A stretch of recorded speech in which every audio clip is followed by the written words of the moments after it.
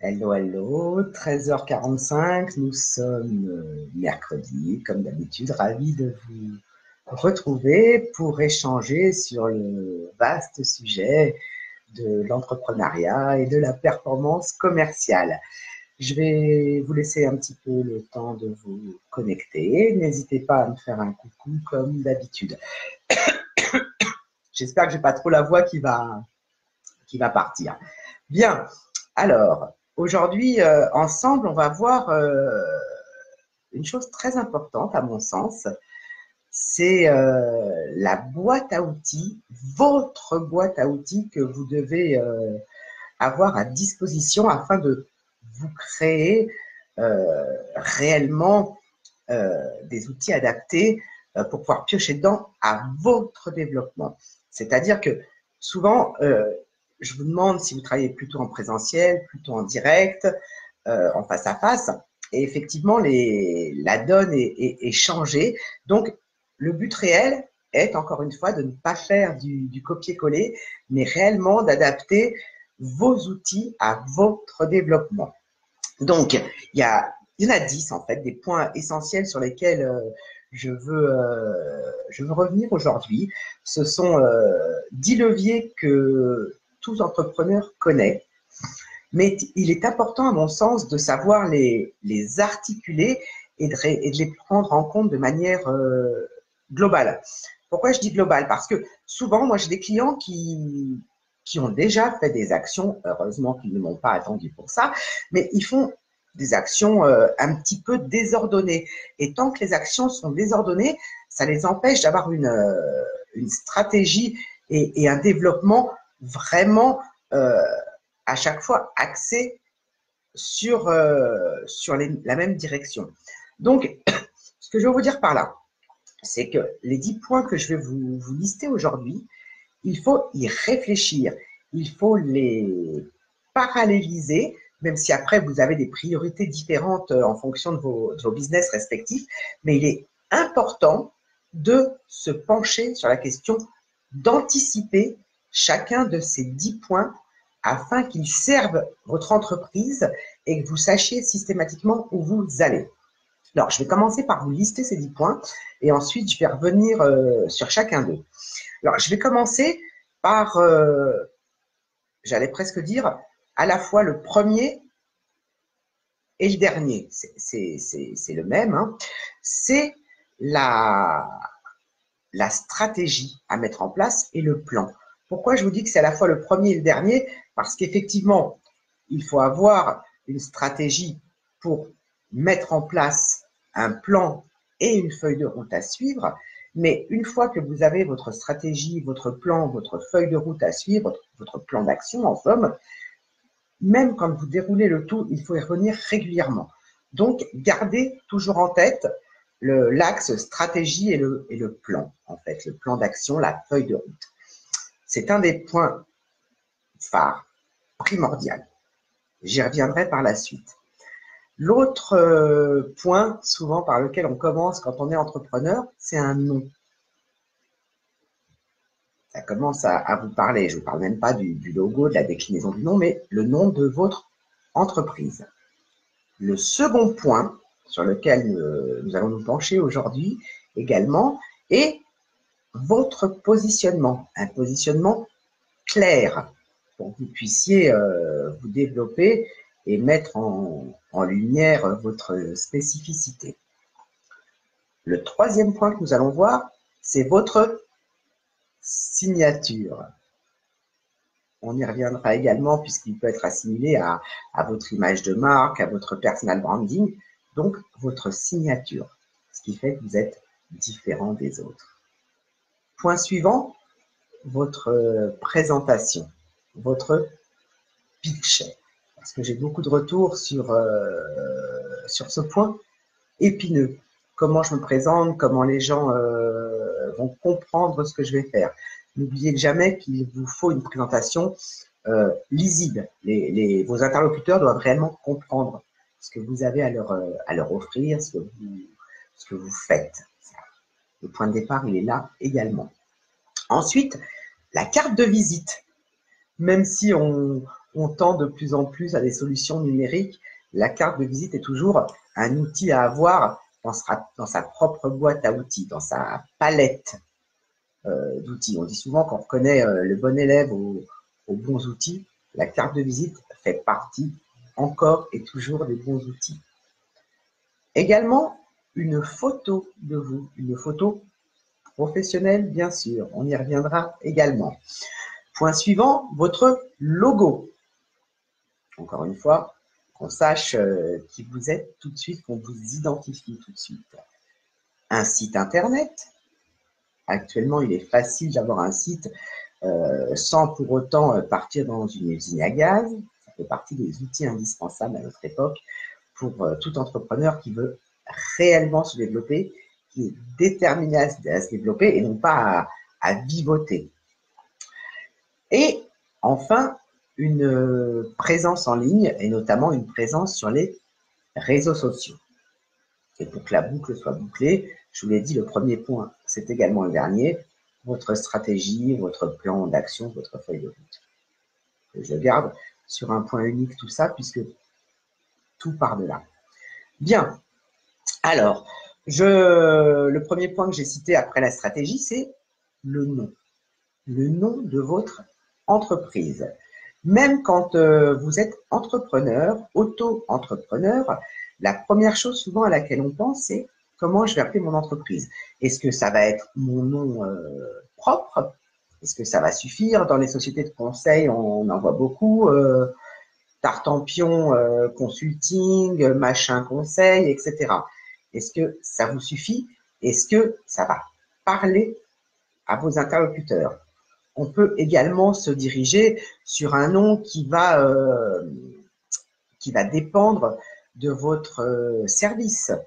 Je vends, je ne sais pas moi, des fleurs, machin fleur, truc fleur.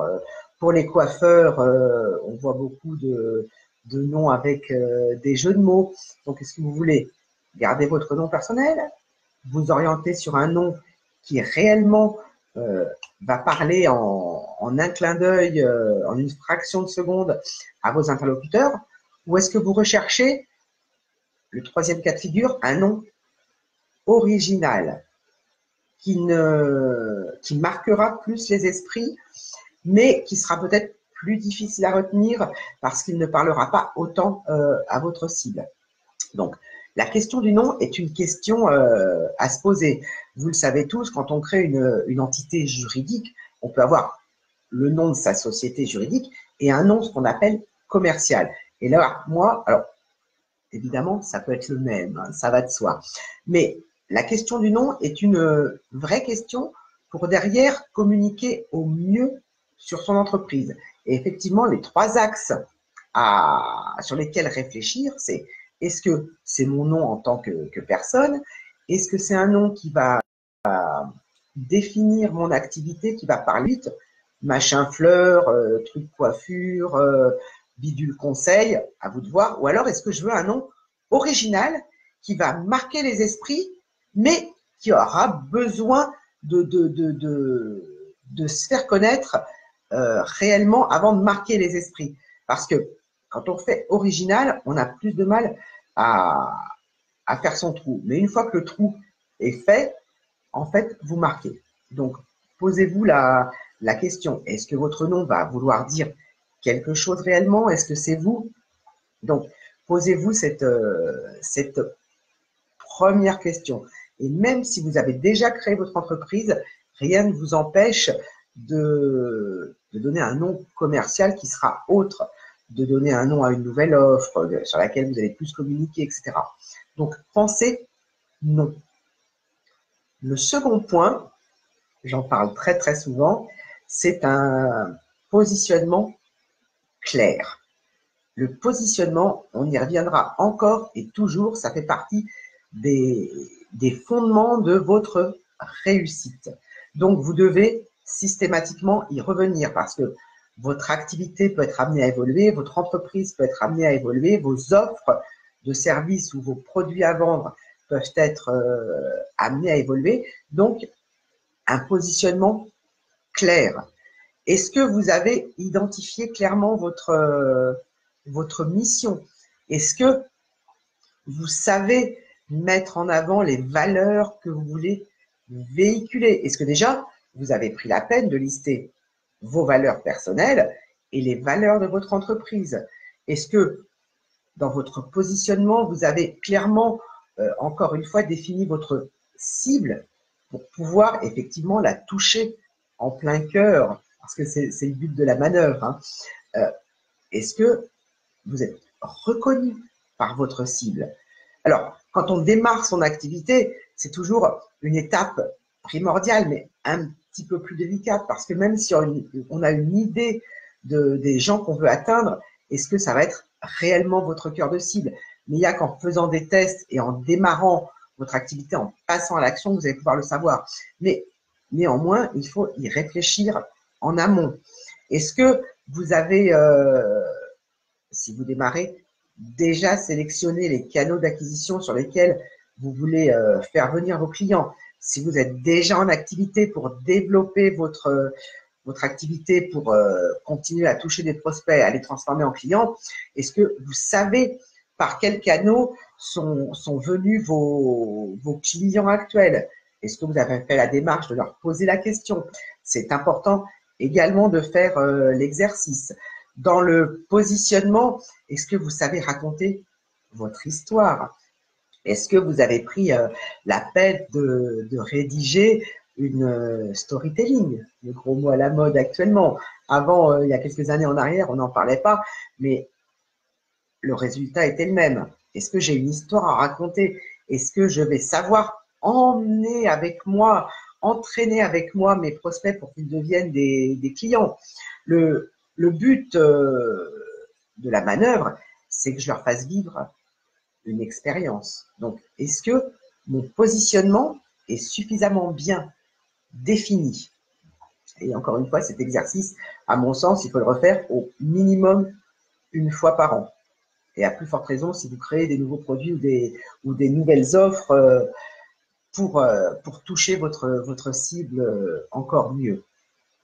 Donc, votre pourquoi, quelque part, va déterminer votre positionnement et va vous permettre d'emmener avec vous vos interlocuteurs où vous voulez qu'ils aillent, c'est-à-dire qu'ils passent de suspect à prospect, puis à client. C'est indispensable.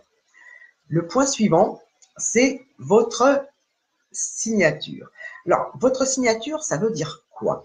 C'est le point précis sur lequel vous aidez vos clients. Il y a forcément quelque chose que vous faites mieux que le reste. Et votre signature, ça va être ça. C'est quel résultat pour quel client? Bénéfice, résultat, transformation.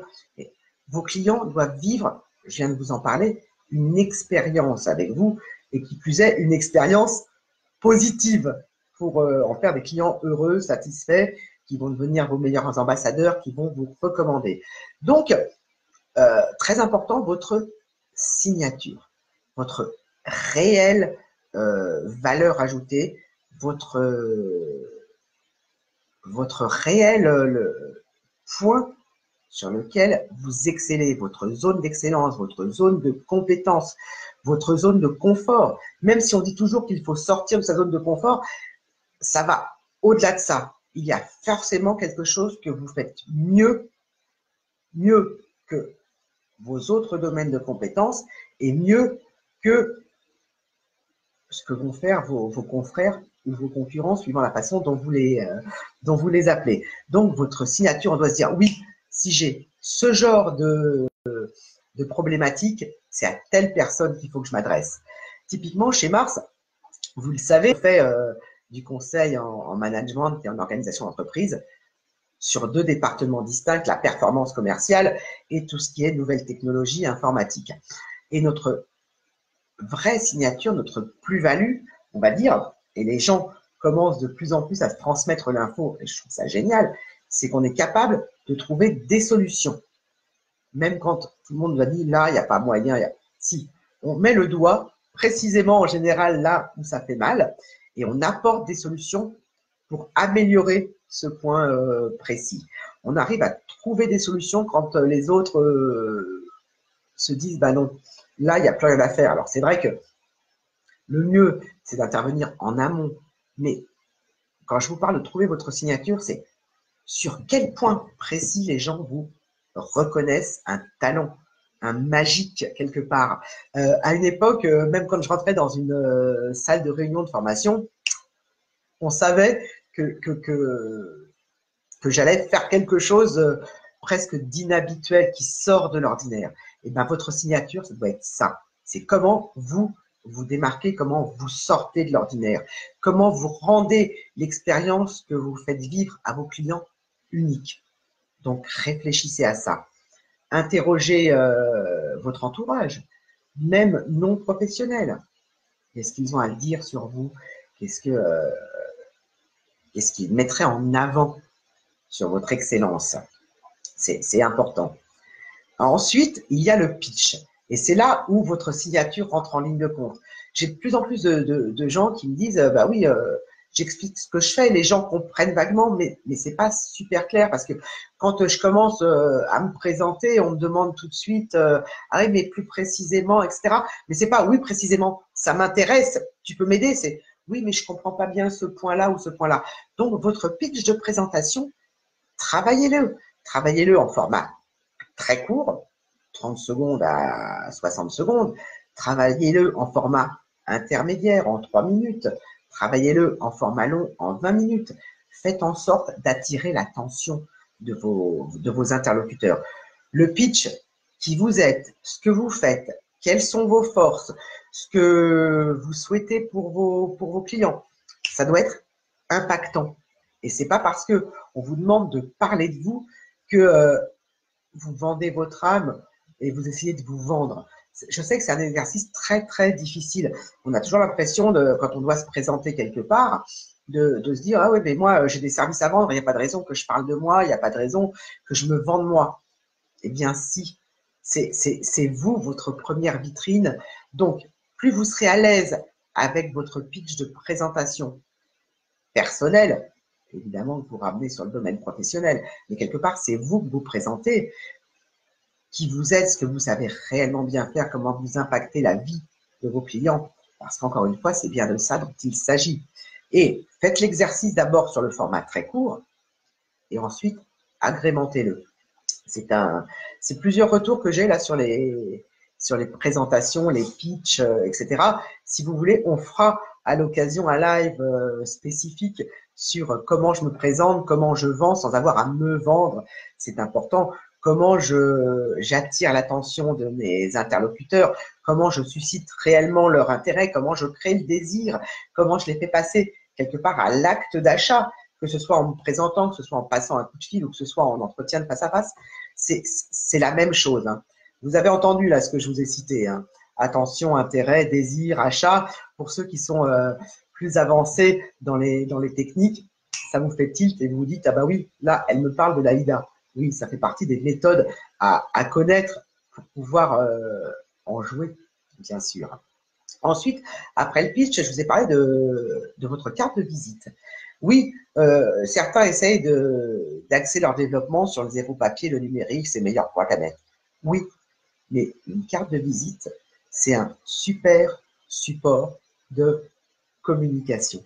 Et à mon sens, alors évidemment, ça n'engage que moi, hein, je parle en mon nom à chaque fois, c'est un outil qui est trop peu utilisé. Une carte de visite, c'est pas juste, tiens, je te donne ma carte et on en reste là, et puis la carte, elle va être classée dans le meilleur des cas dans un Rolodex ou dans un porte-carte, et sinon certains les perdent, les jettent, etc. C'est pas le but de la manœuvre. Votre carte de visite doit pousser la personne à qui vous la remettez à passer à l'action. Et passer à l'action, c'est rester en lien avec vous, créer une relation de confiance, échanger par mail, par téléphone. Vous pouvez même, sur votre carte de visite, quand vous en avez encore la place, parce que souvent, c'est soit on laisse le verso de sa carte de visite blanche, soit on essaye d'y mettre beaucoup de choses. Et vous pouvez vous servir de ce verso de carte de visite pour un passage à l'action. Contactez-moi, je vous offre un cadeau gratuit en échange de votre mail. Même ça, vous pouvez le mettre sur la carte de visite. Donc, la carte de visite est un super outil, ne l'oubliez jamais. Et elle doit, au même titre que votre présentation, au même titre que votre signature, parler instantanément à votre interlocuteur. Votre carte de visite prolonge l'entretien que vous avez pu avoir ou précède celui que vous aurez, pourquoi pas? Parce que sur votre carte de visite, il y a certes votre nom, mais il y a également votre logo. On en parlera par la suite. Et moi, il m'est arrivé d'entendre parler du logo de Mars par des gens que je ne connaissais pas. Et on a eu des retours, notamment un de mes collaborateurs, à qui on a dit « Ah oui, Mars, c'est le logo bleu et gris qu'on voit, etc. » Il marque. Donc, votre carte de visite doit également marquer les esprits. C'est indispensable. Ensuite, je vous ai parlé sur le point suivant de votre photo professionnelle. Alors, la photo, vous l'avez vue sur la page de Mars, il n'y a pas ma tête en permanence parce que je préfère mettre le logo de mon entreprise. Mais j'ai, pour avoir une page professionnelle, un profil personnel, même si je m'en sers à titre professionnel. Et sur mon profil, j'ai mis ma photo. Sur Facebook, c'est comme ça. Sur LinkedIn, c'est comme ça. Sur Twitter, c'est comme ça. Etc., etc. Sur le site, vous avez tous une rubrique à propos. Les gens ont besoin de savoir à qui potentiellement ils vont s'adresser. Pourquoi croyez-vous que même dans les grosses entreprises, on voit souvent des photos d'équipe? Parce que d'abord, de savoir à qui on s'adresse, ça rassure.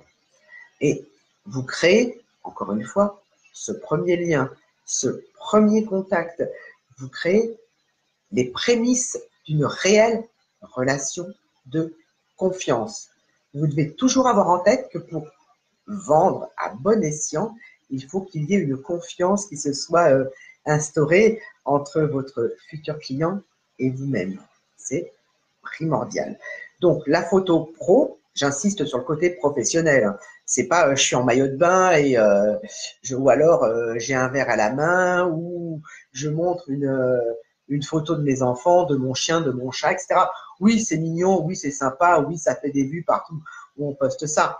Mais là, soyez pro jusque sur votre photo.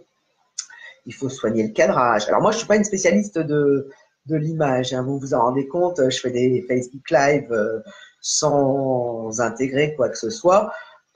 Mais la photo professionnelle est la première image que vous renvoyez de vous-même.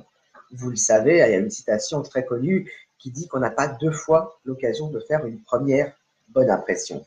Et quand les gens vous voient pour la première fois en photo, faites en sorte que vous dégagiez du professionnalisme. Donc, soignez le cadrage, attirez l'attention sur, j'allais presque dire, les bonnes couleurs, soignez votre posture, etc. Donc, pensez photo professionnelle.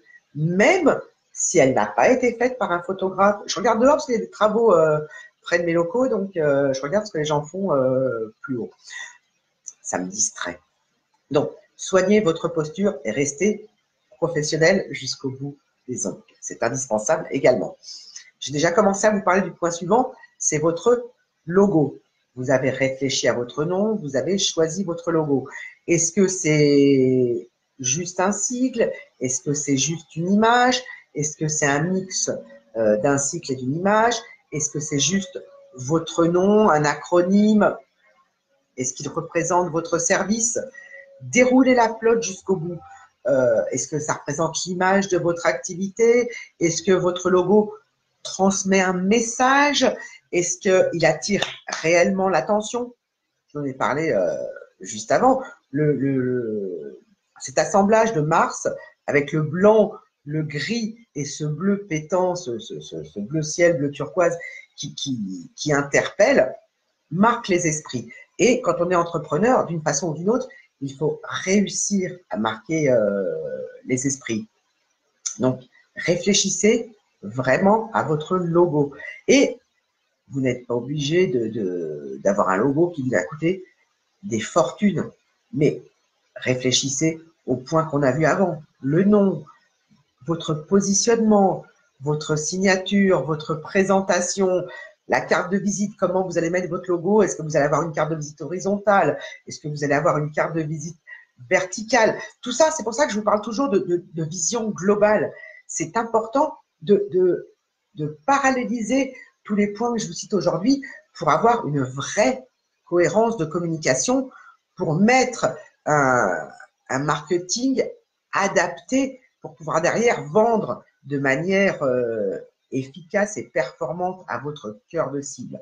Donc, tout ça, n'oubliez jamais que ça doit être fait en même temps, n'exagérons rien, mais vraiment, il faut penser à tous ces points en amont quand on veut réellement développer son activité, quand on est déterminé à réussir, j'ai presque envie. Donc, après votre logo, il y a un autre point sur lequel je reviens très souvent, que ce soit dans les accompagnements ou même en discutant sur des lives, c'est le site Internet. Alors oui, vous pouvez le confier à un professionnel, si vous en avez les moyens, c'est très très bien. Vous pouvez le faire vous-même. Vous pouvez trouver un mix des deux, à savoir, vous faites faire la maintenance technique, les mises à jour techniques, la coquille, et par un professionnel, et ensuite vous faites vivre votre site vous-même en suivant une formation WordPress, pourquoi pas, parce que les CMS, alors je parle souvent de WordPress parce que nous, c'est ce qu'on utilise, mais les CMS, il y en a de toutes sortes, et plus vous aurez la main sur votre site, mieux vous pourrez le faire vivre. Et pourquoi je vous parle d'avoir un site Internet comme outil de développement, outil indispensable dans votre propre boîte à outils. Votre site Internet, encore une fois, ça vous permet d'y héberger votre propre blog, ça vous permet de partager vos offres, ça vous permet de proposer aux gens de s'inscrire à votre newsletter pour qu'ils vous laissent leurs coordonnées. Ça vous permet d'avoir une structure, encore une fois, professionnelle. Et c'est chez vous, votre site Internet. Il n'appartient à personne d'autre que vous. Sauf certains cas où les gens achètent un site Internet qui ne leur appartient pas. Et je trouve ça toujours très, très moyen. Donc, faites en sorte que votre site Internet soit l'antichambre de votre réussite, soit l'antichambre de vos ventes. Il est là pour ça, votre site Internet. Il doit transformer vos visiteurs en clients, ou tout au moins en prospects dans un premier temps, pour créer encore une fois du lien et cette fameuse relation de confiance.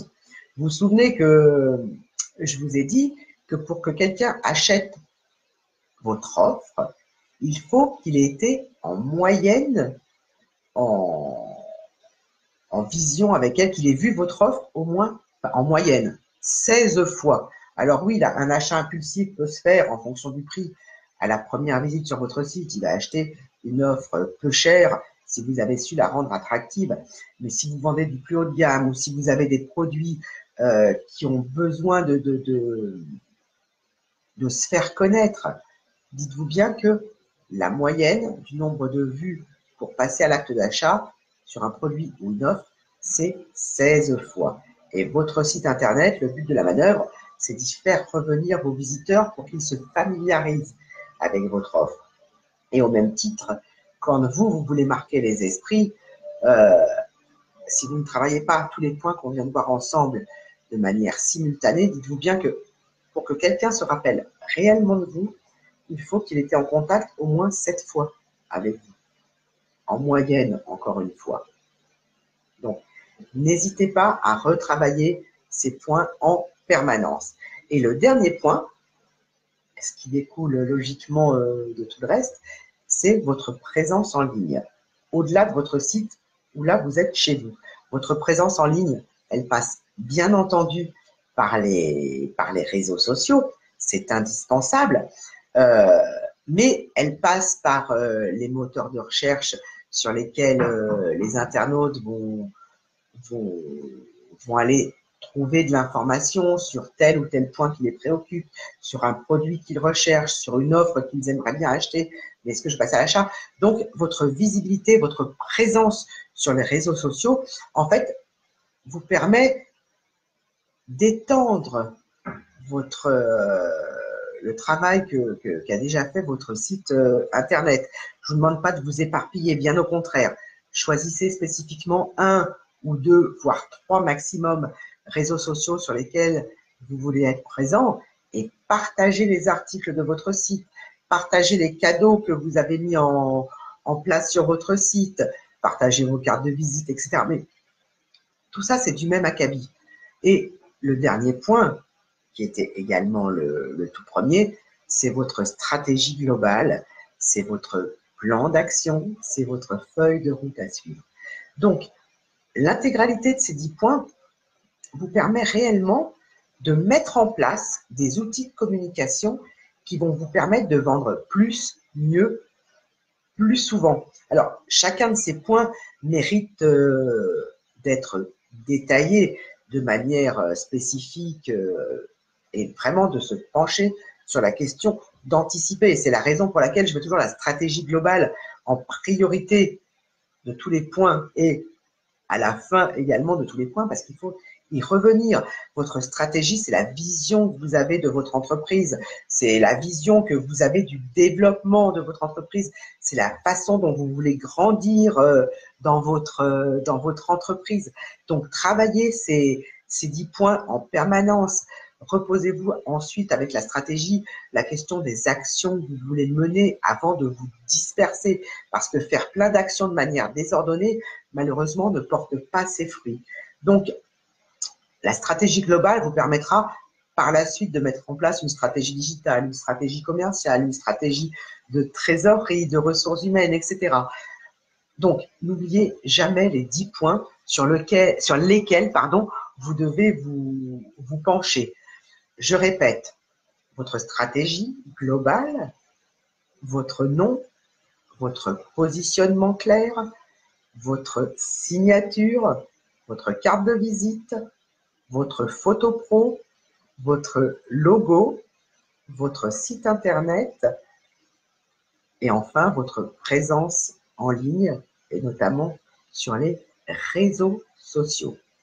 Je vous laisse avec plein de travail en perspective.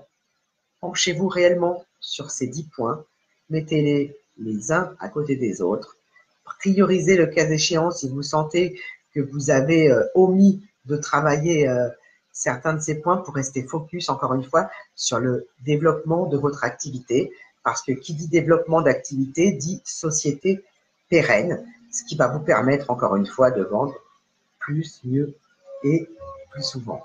Sur ce, la demi-heure est encore une fois passée très très vite. Je vous souhaite de très belles affaires.